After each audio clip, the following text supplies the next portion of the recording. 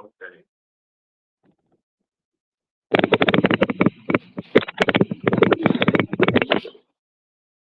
All right.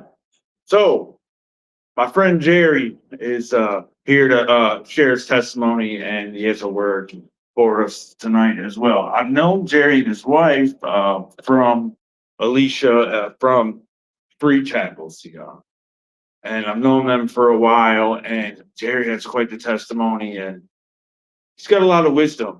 And so I'm very glad. I kind of hit him last minute. I said, "Hey, can you come?" And so it's going to be good. And so I just encourage you guys to listen. But come on up, Jerry. Thanks for coming.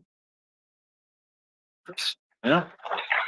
Hey, I don't know, it seems like everybody at church always likes to sit in the back and are scared of sitting in the front. So, if you want to find a seat closer up, fine. If not, I'm going to go right next to where you're at. So thank you, Chris, for the time. I hope everyone can hear me well. I love those two songs that were up there, especially Into Dust, because as a recovering addict or recovered alcohol addict, I thought I was in the dust. I thought there was no hope in me, and God resurrected me. And it's interesting that He was there all along, like the prodigal father, the prodigal son. The father was. Thank you, guys. I appreciate that. Eduardo, good move. So tonight I'm going to give a little bit of my testimony as well as some of the things in my life that really impacted me and gave me a solid foundation in what God's love is all about. And I was actually, I may speak real good English, but I was actually born in Cuba during probably the worst time of the Cuban history, during the Fidel Castro revolution. And that's when my scars and the storms in my life really came about at birth. From the time I was born, I was going to have a very rocky life. And I'll never forget that my mom tells me the story that in the hospital in Santa Clara in 1959, the bombs were just, you can hear them outside of the hospital. She was all alone and giving birth to her firstborn son while Fidel Castro was taking over Cuba. And so I was born with a tremendous amount of, shock and pain. And my dad wasn't there to see me being born. And because he was actually working in the prison system in Fidel Castro's time, giving the last rites to political prisoners being executed. So very, very sad time for my parents. And then my dad decides, I'm about a 1-year-old, 2-year-old son. He says, I've had enough of what's going on here in the country. And he decides to flee, like most Cubans did that were smart, to flee and come to the United States. And he didn't want to take us right away. He wanted to keep my mom and I safe while he got things set up in the United States and New York. Well, 6 months go by, he's got everything set up. And guess what happened? For those probably don't know history, the Bay of Pigs. And the Bay of Pigs is where the United States tried to invade, and they broke relations with them. And guess who was stuck in Cuba alone? My mom and I. That was probably the most devastating time for me as a child. The memories, even though I don't remember it, but you do store those memories of shock and of horror and of death that was going on in our country. And my dad, now stuck in the United States with no chance of seeing his family. A brand new son. I was probably 2.5 years old by the time he found out that he could not see us again. But my dad was a minister, and he says the pain and the depression that went through his mind, it just was horrific. But as he was praying in the apartment in New York, God gave him a word from his scriptures, and it is in Isaiah 41:10. And it says, "Do not fear, for I am with you. Do not be afraid, for I am your God.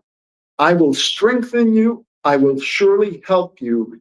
I will uphold you with my righteous hand."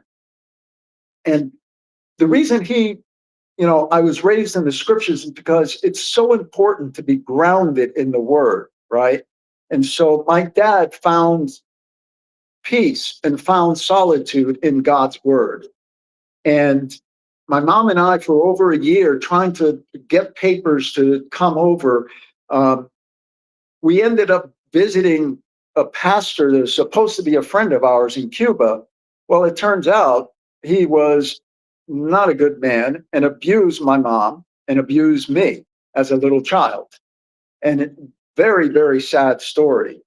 My mom was able to finally get out of Cuba, but through Central America. And I was almost a 3-year-old son that she was carrying in her hands and trying to go from country to country.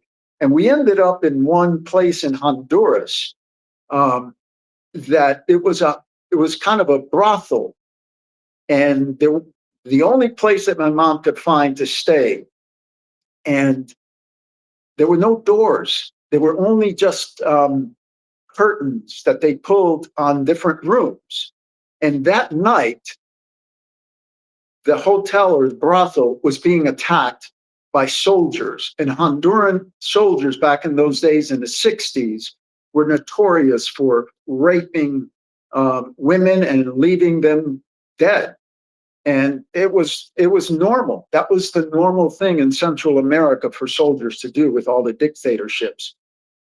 My mom said she prayed and felt like God's angel came around her.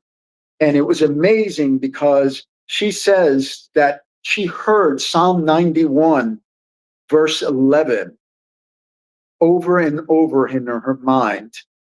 And it says, "For he will command his angels concerning you to guard you in all your ways." He said that she felt an angel come right next to the door, holding anybody from coming in. And we were able to get out, reunited with my dad in New York. And I don't know if you guys know, New York back in the 60s was not a good place to live. It was full of drug addicts, full of um, just poverty like crazy.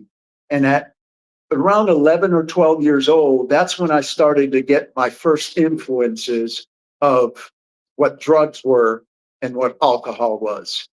And in New York City, it was just rampant. And that is where I started to develop scars and ideas of who I was, right? Instead of trusting in God, I then started listening to the world. And the world would tell me, "You're not good enough. You're never going to make it. You're always going to be a bum," right?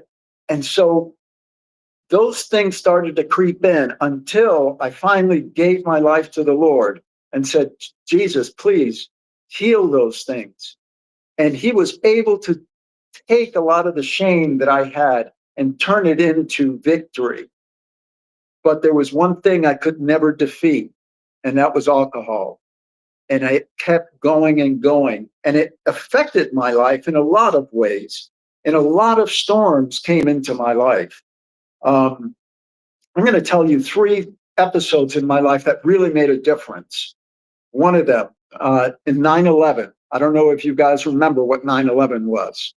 What was it? Twin Towers. Twin Towers. Can you see I'm wearing a shirt that says Army Veteran? So 9/11, I have 2 beautiful children and was in the military in the National Guard. And January, when the bombing went off, September 11th, on January 1, guess who got called to Desert Storm? Me. right? Here's a young